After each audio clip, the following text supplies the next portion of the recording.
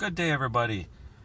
I'm in my 2018 Ford F-150 and just want to go over with you something that is new on these trucks, which wasn't here before on the 2015 to 2018, 2015 to 2017 models. Are more selections for the driver in the drive mode. Okay, in the previous models, you had normal, which was a default, tow haul, and a sport. So new for 2018 is the snow wet and the eco mode. Okay, and I know in the Raptor you have a few more pretty cool selectable drive modes, but I'll just focus on these as they pertain to the majority of F-150 new owners. Are these 5 drive modes. Okay, in the drive modes, mainly what you will find are only changes to the throttle sensitivity, which is the throttle mapping, and the shifting pattern or the transmission shifting mapping as well. Those are the only 2 things that really change on this truck. It doesn't adjust your suspension, doesn't adjust your steering ratio, none of that. So mainly just those 2 things. Throttle, which also affects your, on EcoBoost models, the turbo, etc. Alright. So really you have two things that change when you go through the drive modes, and at the end of the day, it's for the end user. What do they want? They want the most fuel efficiency, the most frugal fuel consumption, or they want the most performance.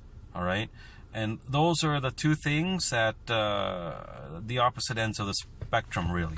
Okay, so I would say from driving my truck here, as you can see, I've got 11,400 kilometers, and playing with these drive modes.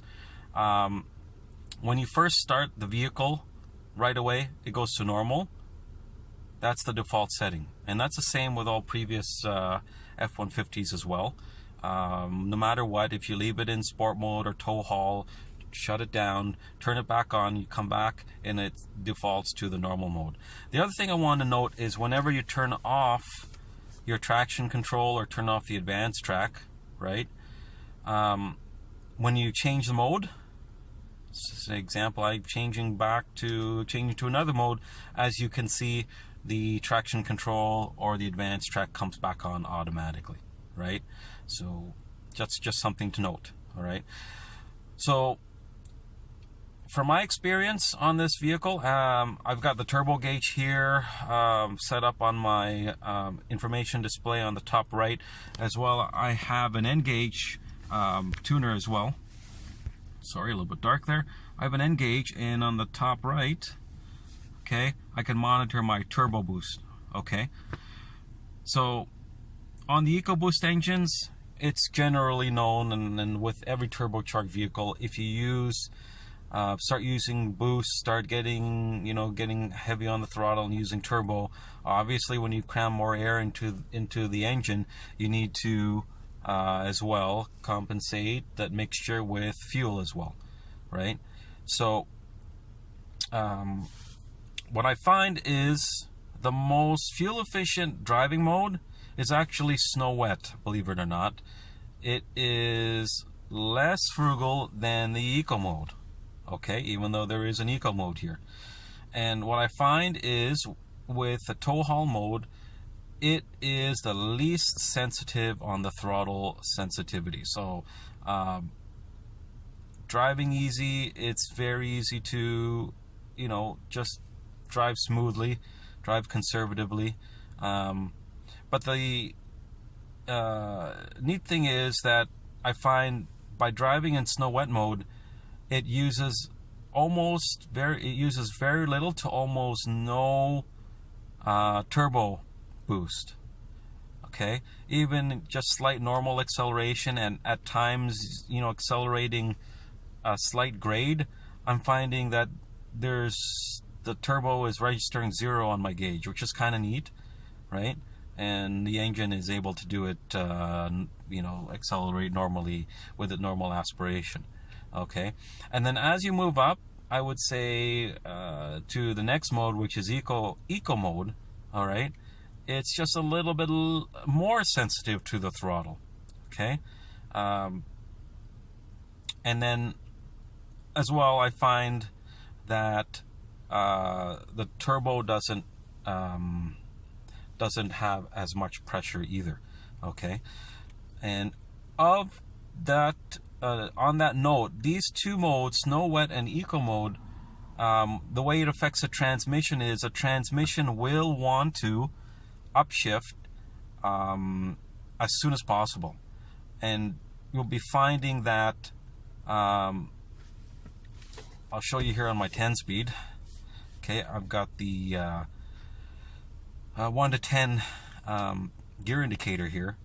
They will almost always skip shift gears accelerating in snow, wet, and eco mode.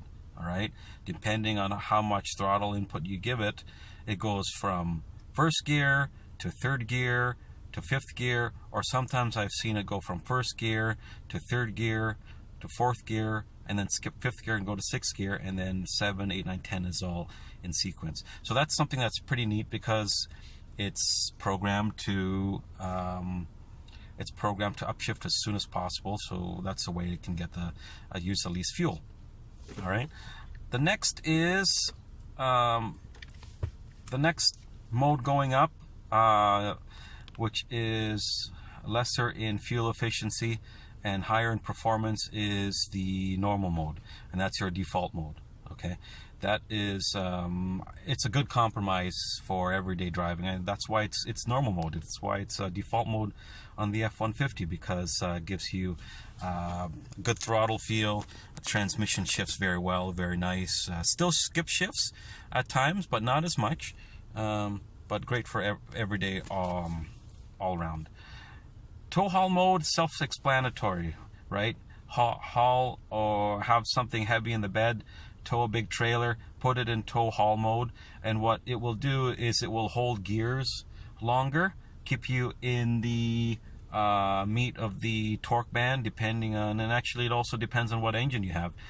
For the EcoBoost, it will want to keep it in that, keep it around, I think it's around 2,000 to 3,000 RPMs. When I was towing in this thing, it wants to keep it in that where the meat of the torque is.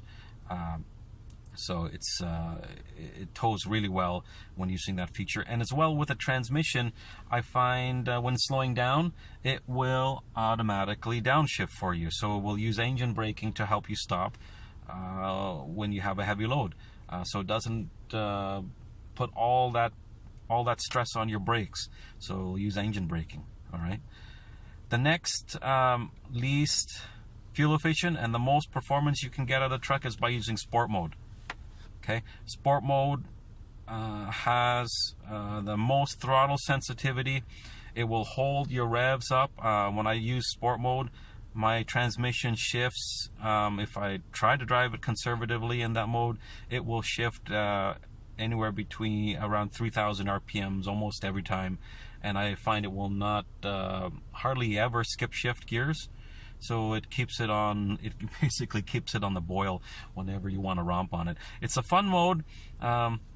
If taking your truck to the drag strip is something that you like to do, or even just on the street and just, you know, like to have a blast off the traffic light, put it in sport mode. But you will find that fuel efficiency suffers quite a bit. So that's generally it. Those are all the 5 drive modes on the F-150. Like I said, it only affects the transmission, and then the throttle mapping and engine tuning doesn't do anything to the suspension or to the steering feel at all. But it's pretty neat, because you got all these different choices of how you want your truck to drive. Okay, so that's reviews and how-tos. Thank you very much, everybody, for watching this video. And if you have any comments, please do leave some on on this with this video. I appreciate if you like my videos to subscribe, and I will continue to put more videos up like this. Thank you. Have a great day.